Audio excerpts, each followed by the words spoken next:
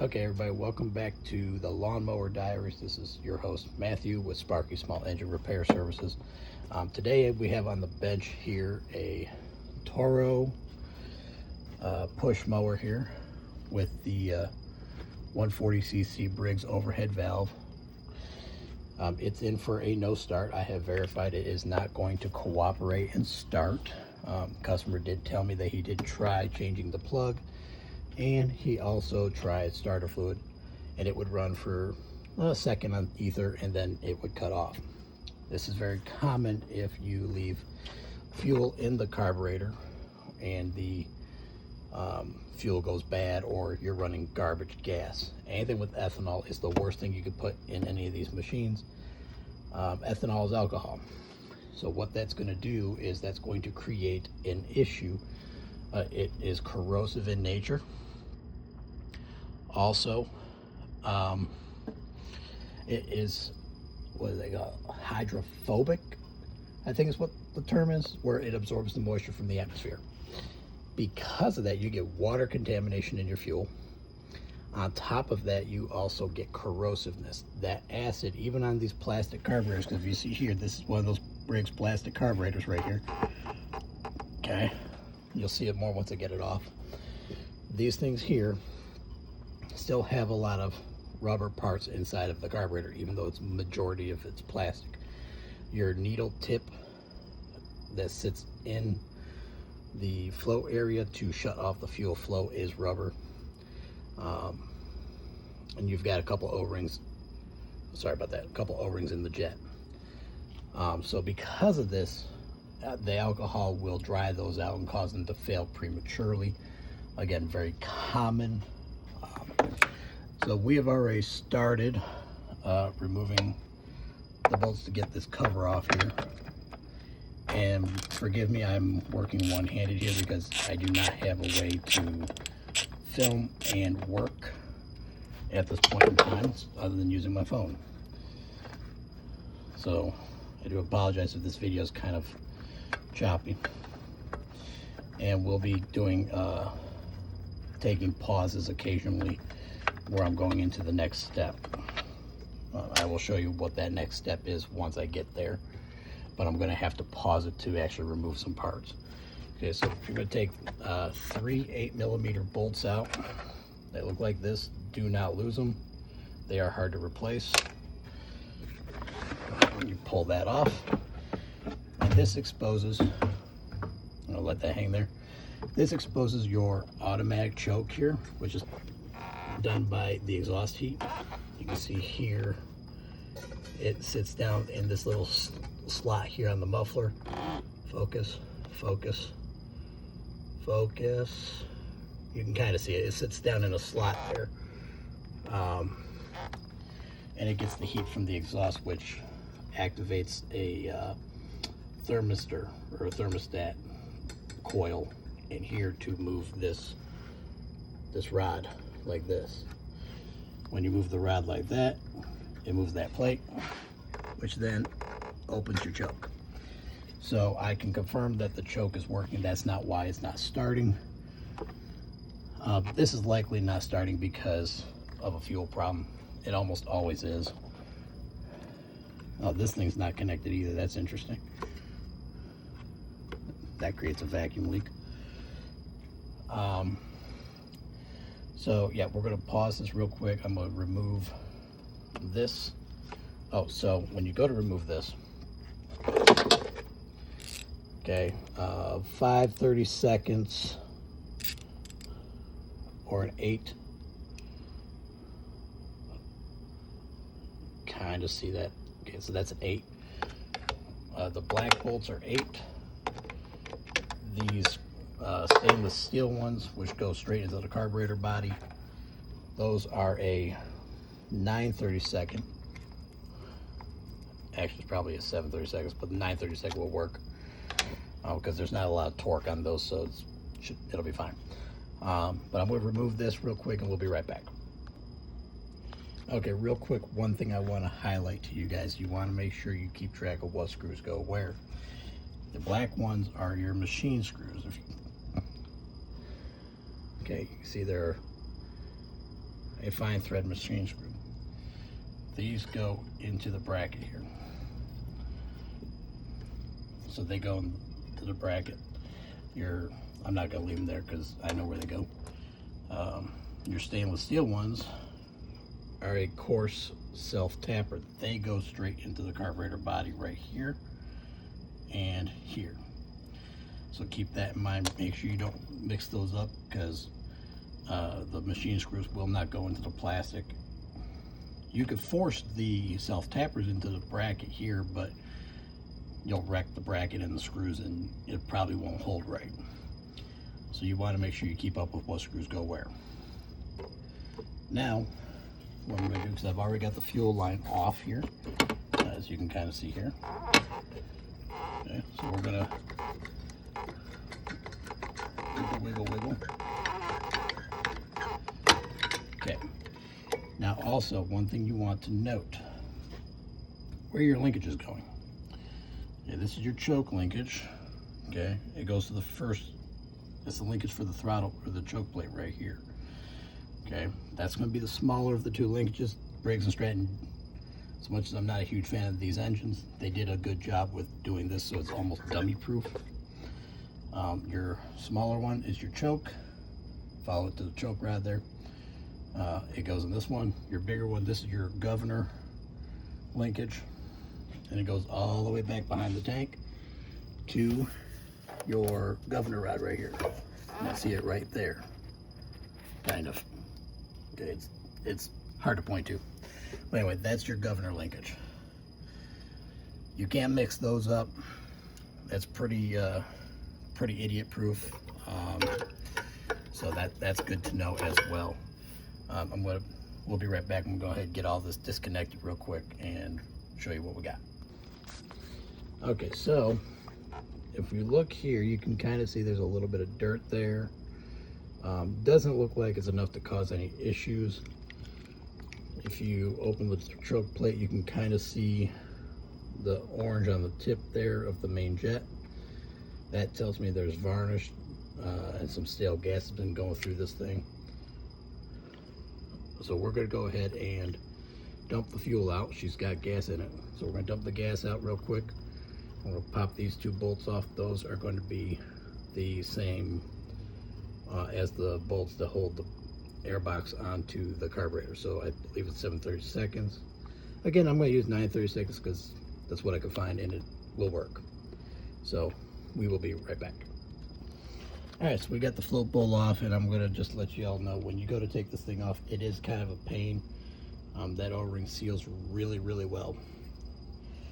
And we don't have to look very far. You can see all that debris.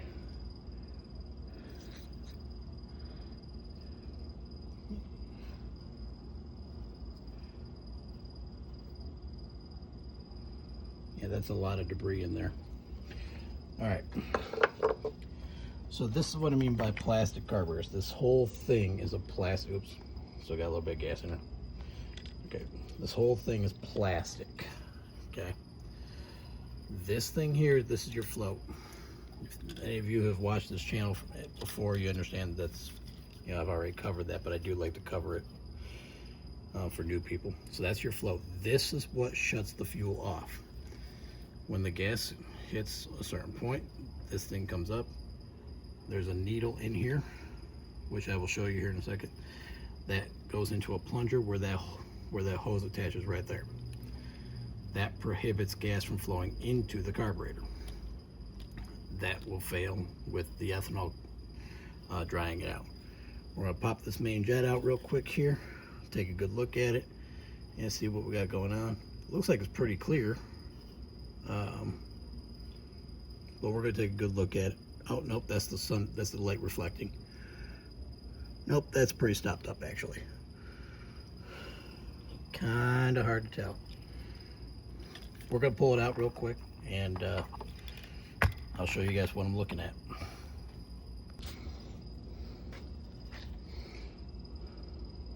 I do realize this might be hard for you guys to see.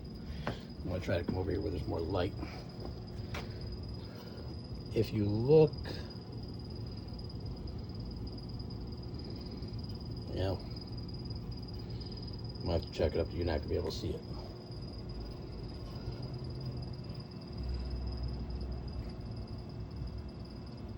Okay, you see that? That's stopped up.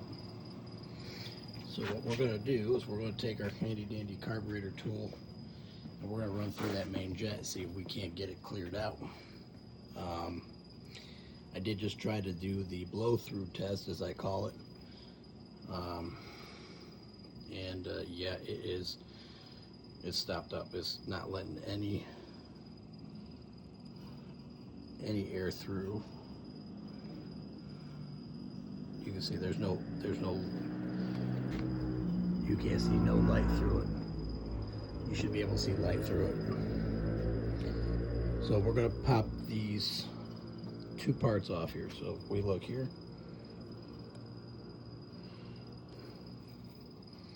you can see there's a top part right here. That's your main jet. That sticks up through the bottom of the carburetor on the inside. And then this is your other part. It's a very unique design. I don't per se hate it. It can work as if you don't run garbage gas and you don't abuse the crap out of it. It can work. But yeah, you can see with it focusing, you can see that there's no passage opening there. That sucker is stopped up. So we're going to pull this thing apart here and try to get her cleaned up. And we're going to throw it back together. I bet she'll run. Because the no start is it not getting fuel. Because you need fuel, ignition, and compression. Well, she's turning over fine, and he said it did start when he put starting fluid in it. So we're going straight to the source here. Stopped up main jet.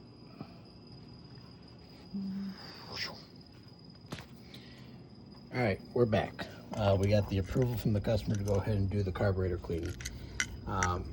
I use a various number of carburetor cleaning kits. You can get them all on Scamazon. This here is, I actually got a full kit where it has like the one with the brushes on it and one of these. Fortunately, this one came clean pretty quickly. I've just ran this small one through here a couple times and it cleared it right out. I'm going to show you what I mean. You can hear that. So you can see, I'm not even zooming in, you can see the difference. That's what it should look like. You should be able to get. See, you don't even have to see the light, you can just see through it.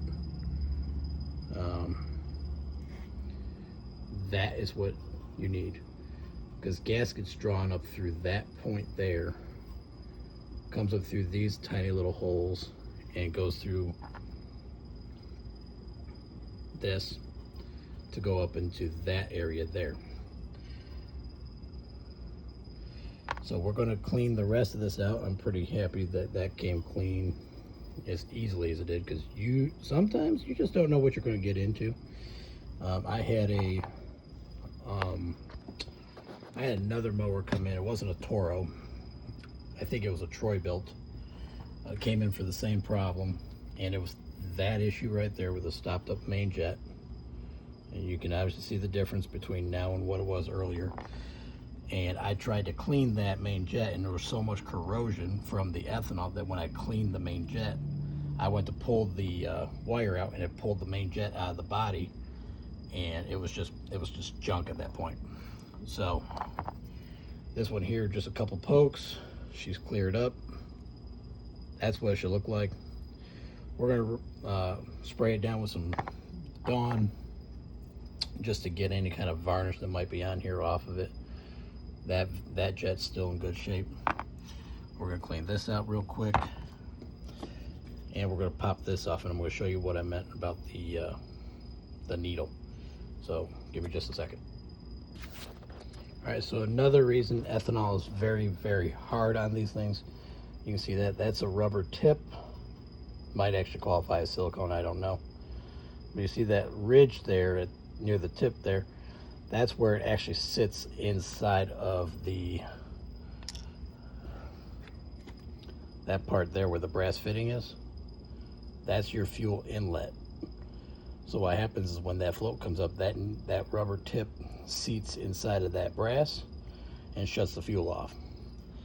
I have seen it where that rubber tip is popped off of that.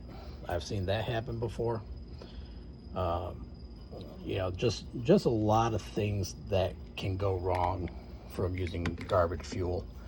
It's just very, very important that you are very mindful of what it is you are using for fuel. And yes, this is Dawn Power Spray. No, I'm not sponsored because this is not a paid channel. And this is not actually what you would use to clean a carburetor, generally. I'm using it because it'll work. All right, so washing the needle here. I need to find me. All right. I'm going to come over here for a second here and get this rag here.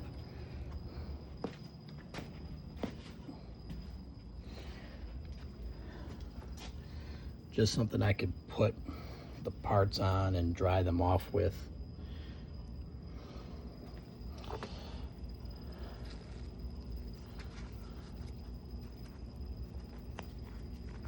I'm just kind of washing this with my fingers here. These are not really, this is not that bad. It still needed to be cleaned, but it's a lot better than some of the other ones that I've seen. Give me just a moment here. I'm gonna clean all these parts up real quick, get her reassembled, and we'll start getting it back together, and then we're gonna do an oil change on this. Because his oil is black, and I don't care what the manufacturer tells you. They're telling you that lie because they want you to replace the engines. We're going to change that.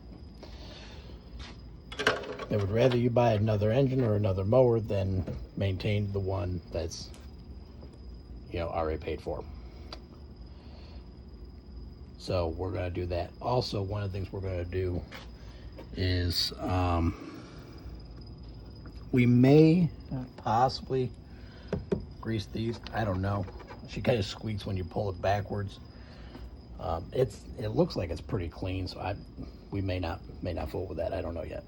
But anyway, I'm gonna get these parts cleaned up real quick, get her back together, and we're gonna see what we got. All right, so this is the main jet cleaned and reassembled. You can see that nice passage there if you blow through it. You can hear that it's got a free flow of air, which means it'll have a free flow of fuel. So we're gonna put this back in. Okay. Now when you go to put this in, okay, this will only go in one way. Okay. The O-ring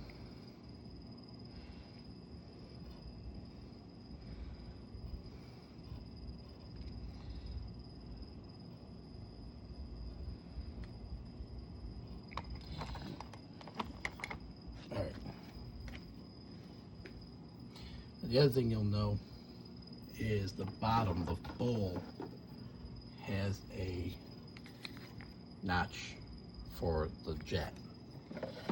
So there's that as well. So you see this O-ring here. Okay, now you can see it. There's the O-ring there. If you look, and again, I realize it's not the strongest lighting situation here. But if you look there, you can see there's a ridge there. This just goes down in like this. And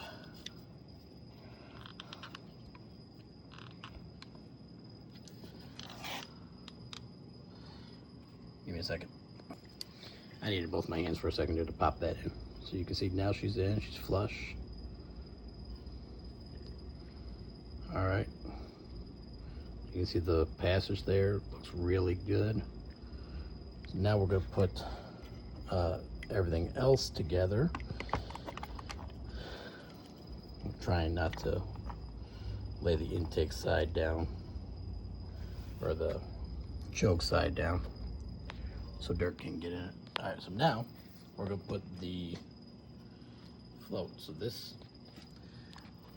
that channel right there, these here is where this little rod or pin or whatever you want to call it goes. That goes through the hole in the float itself. Okay, so it goes through there. Pretty straightforward there. Now when you're doing the reinstallation of the float, you have to be careful that this needle is in correctly. So I'm going to pause you again, put this needle in, show you what it looks like once it's in the float, put the pin in it, and then we're going to reattach it, and I'll show you what it looks like reassembled. Okay, so if you look real close, it's hard to tell because everything's freaking white, but if you look, you can see the needle in there.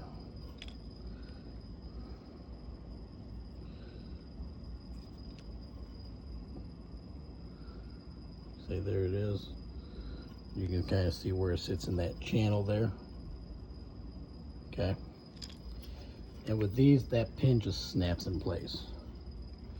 So this is officially done.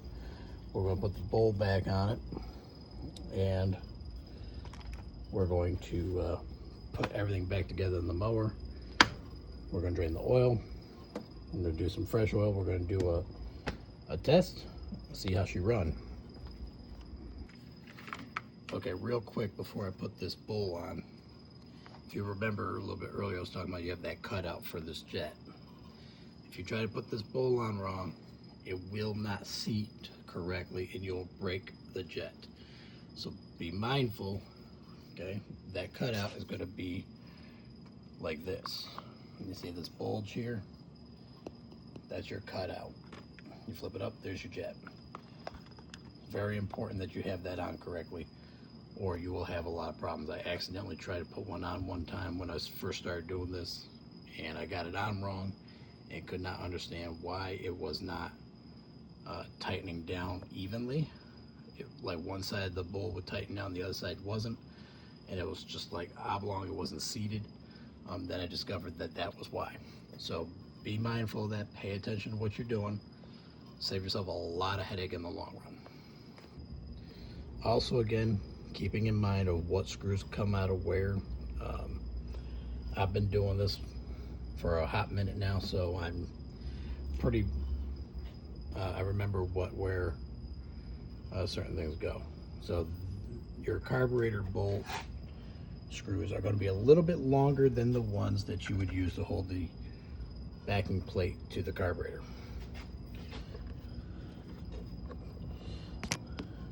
There's your difference.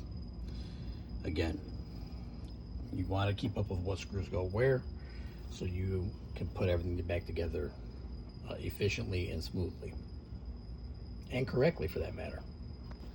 All right, so when you go to put these back on, I have found it's a little bit easier if you do the choke linkage first. If you do the choke linkage and do your throttle linkage, you can do it all like this and then bring it down and connect it. Actually, it might be the other way around. Anyway, we're going to get these linkages connected again. Remember where they come from. It's beneficial if you can take a picture of where these things go. That will help you remember. I'm on a video right now, and again, I've taken probably 30 or 40 of these apart in the last, several months. Well, actually, probably, of course, the last year or so. So we're going to get everything connected real quick, get our fuel line back attached, and go for a oil change and then test run. Yes, that was correct. So you do the choke linkage first because your governor linkage is stiffer and you don't have as much play. So you pop this one in, you tip the carburetor up at an angle, you run your governor linkage in there. Then you can bring the whole carburetor down and slide it over the intake adapter there, the little plastic thing, and that'll get you all set up. Okay, this is my own personal preference. There's really not a wrong way to put these bolts in other than make sure they're torqued evenly. But me personally, I prefer to do these ones first, the ones that hold the carburetor body to the backing plate. Really, I like to do these ones first because if you torque down the bracket, and again, this is more of a rare occasion, but if you torque down the bracket, you may possibly run into a scenario where you could not be able to torque these down and prevent an air leak. Again, that's like a preference, it's a theory. I got nothing to back that theory up, but it's a theory. But I like to do those ones first, and then I do the bracket screws, which are these ones. And again, these ones are 8s, and those other ones I think are 7/32, but again, my 9/32 work just fine. So